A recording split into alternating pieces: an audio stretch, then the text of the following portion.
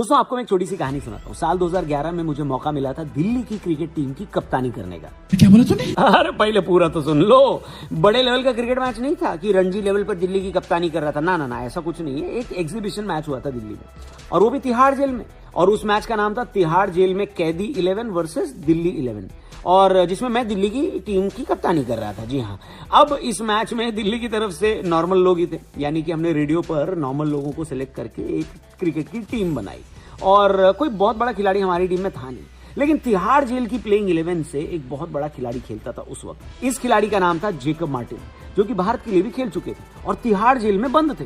तो जो PRO officer थे उस टाइम पर तिहाड़ जेल के, यानी सुनील गुप्ता सर, उन्होंने हमसे कहा कि अगर जेकब मार्टिन खेल लिए तो फिर तो आपकी टीम पक्का हारेगी, इसलिए मामला बराबर रखने के लिए हम जेकब मार्टिन को अपनी टीम में नहीं खिलाएंगे। ये उस टाइम उन्होंने बोला था। अच्छा, सुनील गुप्ता जी वही हैं जिनकी लाइफ पर बेस्ड नेटफ्लिक्स पर एक सीरीज आई है, इनफैक्ट काफी टाइम हो गया सीरीज को आए हुए, ब्लैक वारंट। उन्हीं सुनील गुप्ता जी की मैं बात कर रहा हूँ। खैर आगे बढ़ते, 1-2 महीने बाद एक खबर आई कि जेकब मार्टिन बेल पर छूट गए। ये उस टाइम की बात है। और कल एक और नई खबर सुनने को मिली कि 22 साल के बाद उनके खिलाफ जो केस चल रहा था उसमें उनको बरी कर दिया गया। अब कौन है जेकब मार्टिन, आखिर उनके खिलाफ क्या केस चल रहा था, और कैसे सौरव गांगुली के पसंदीदा खिलाड़ियों में से एक जेकब मार्टिन टीम इंडिया के लिए खेलते खेलते तिहाड़ जेल की प्लेइंग 11 में कैसे खेलने लगे, आज की वीडियो में आपको यही डिटेल में बताएंगे। इंटरेस्टिंग वीडियो है, देखना और चैनल को सब्सक्राइब करना। शुरू करते हैं। तो हुआ ये कि 2004 की बात है, जब निमेश पटेल नाम के एक सज्जन इंग्लैंड से भारत आए। ये सज्जन नॉर्मली इंडिया नहीं आए थे, इनको डिपोर्ट किया गया था क्योंकि इंग्लैंड की पुलिस ने ये पाया था कि इनके पासपोर्ट में जो ठप्पा लगा हुआ है वो नकली है और ये इलीगल तरीके से इंग्लैंड में रहने की कोशिश कर रहे थे और वहां सेटल होना चाहते थे। जब निमेश पटेल को डिपोर्ट करके इंडिया भेजा गया तो उनको दिल्ली के इंदिरा गांधी इंटरनेशनल हवाई अड्डे पर यानी एयरपोर्ट पे तुरंत धर लिया गया और उनसे पूछताछ करी गई कि भाई तुम फर्जी स्टैंप पर इंग्लैंड कैसे घूम रहे थे। तब निमेश भाई ने बताया कि भाई इंग्लैंड जाने के लिए तो मैंने पूरे 7 लाख रुपए दिए थे। पुलिस ने पूछा किसको दिए थे, उन्होंने बताया जेकब मार्टिन और राजेंद्र भट्ट नाम का एक बंदा है जिन्होंने 7 लाख रुपए लेकर यह वादा किया था कि निमेश को इंग्लैंड पहुंचा देंगे। निमेश ने यह भी बताया कि ये उन्होंने किया किस तरीके से। निमेश के मुताबिक जेकब मार्टिन ने एक फर्जी क्रिकेट टीम बना दी और ये कहा कि ये टीम इंग्लैंड खेलने जा रही है किसी टूर्नामेंट में, और इस टीम के मैनेजर निमेश पटेल हैं। यानी बाकायदा 15-20 लोग भारत से इंग्लैंड गए और ये लोग वापस भी आ गए, लेकिन निमेश इंग्लैंड में रुक गए। यानी मामला गंभीर था। जेकब मार्टिन के ऊपर ह्यूमन ट्रैफिकिंग का आरोप लग रहा था। ये पूछताछ होने के फौरन बाद पुलिस ने जेकब मार्टिन और राजेंद्र के खिलाफ नॉन बेलेबल वारंट इशू कर दिया क्योंकि ये दोनों लोग पूछताछ में साथ नहीं दे रहे थे, पुलिस के साथ कोऑपरेट नहीं कर रहे थे।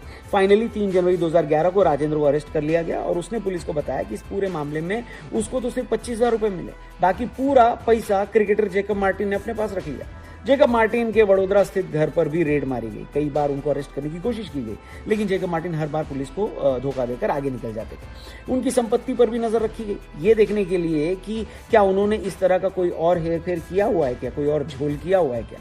1 फरवरी 2011 को जेकब मार्टिन ने द्वारका कोर्ट में एंटीसिपेटरी बेल की अर्जी दाखिल की, लेकिन कोर्ट ने इस अर्जी को ठुकरा दिया और क्रिकेटर से कहा कि आप पहले हाजिर हो जाइए और इन्वेस्टिगेशन में पुलिस का साथ दीजिए।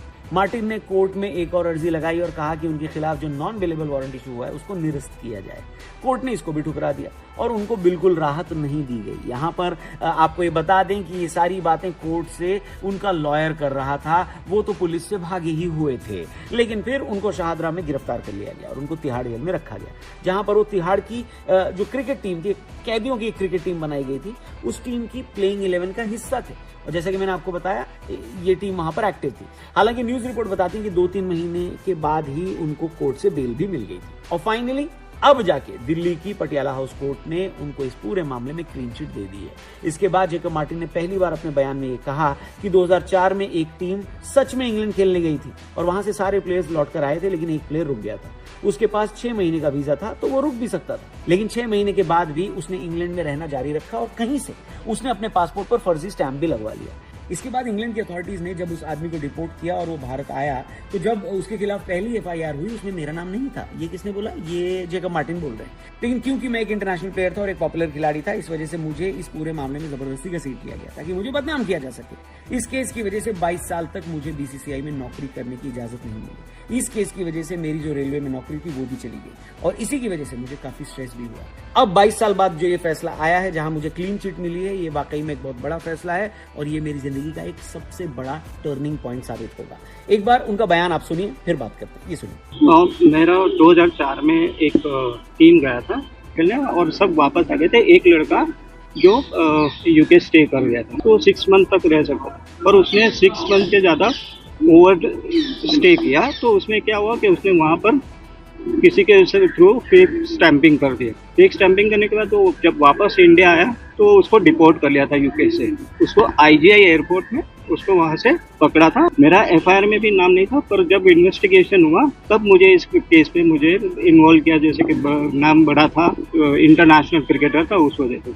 आपको बता दें जेकब मार्टिन डोमेस्टिक में भारत के लिए बहुत शानदार खिलाड़ी रहे हैं। बड़ौदा रणजी टीम के कप्तान रह चुके हैं 1999 यानी 1999 से 2001 तक भारतीय क्रिकेट टीम का भी वो हिस्सा रह चुके हैं। उन्होंने सौरव गांगुली और सचिन की कप्तानी में मैच भी खेले और सौरव गांगुली के तो काफी करीबी भी रहे हैं। लेकिन अफसोस इस बात का कि जेकब मार्टिन उन खिलाड़ियों में से थे जिन्होंने डोमेस्टिक में तो अच्छा किया, लेकिन जब उनको डोमेस्टिक से इंटरनेशनल में लाया गया तो वहां पर वो कोई इंपैक्ट दे नहीं पाए, उतना कोई प्रभावशाली परफॉर्मेंस नहीं दे पाए और इस वजह से ड्रॉप कर दिए गए। 2019 में 28 दिसंबर के दिन वो एक रोड एक्सीडेंट का शिकार हुए, जहां पर मामला काफी सीरियस हो गया था और वो कई दिनों के लिए वेंटिलेटर पर भी थे क्योंकि उनके लंग्स और लिवर में इंजरी हो गई थी। उनकी हालत इतनी खराब थी कि इलाज करने के लिए भी पैसे नहीं बचे थे और तब जेकब मार्टिन की फैमिली ने इंडियन क्रिकेट फ्रेटर्निटी से गुजारिश की कि भाई मार्टिन के इलाज के लिए लोग आगे आएं और फंड्स दें। इसके बाद बीसीसीआई ने भी 5 लाख रुपए का फंड सैंक्शन किया और बड़ौदा क्रिकेट एसोसिएशन ने भी 3 लाख रुपए दिए। लेकिन इस मुश्किल घड़ी में सौरव गांगुली ने मार्टिन का काफी साथ दिया और बाकायदा मीडिया के माध्यम से उन्होंने बताया कि मार्टिन ने मेरी कप्तानी में खेलना शुरू किया था। वो बहुत चुपचाप रहने वाले और इंट्रोवर्ट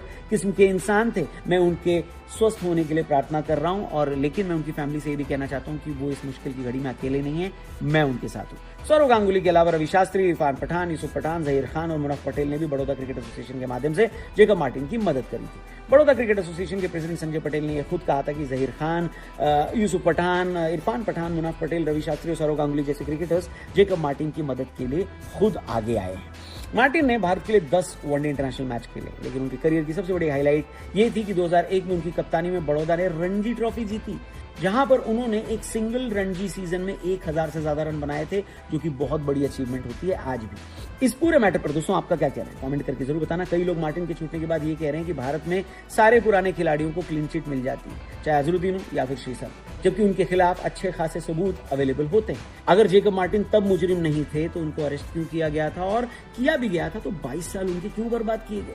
और अगर वो मुजरिम थे तो अचानक से 22 साल बाद आपको कैसे पता चला कि भाई उन्होंने कुछ किया ही नहीं?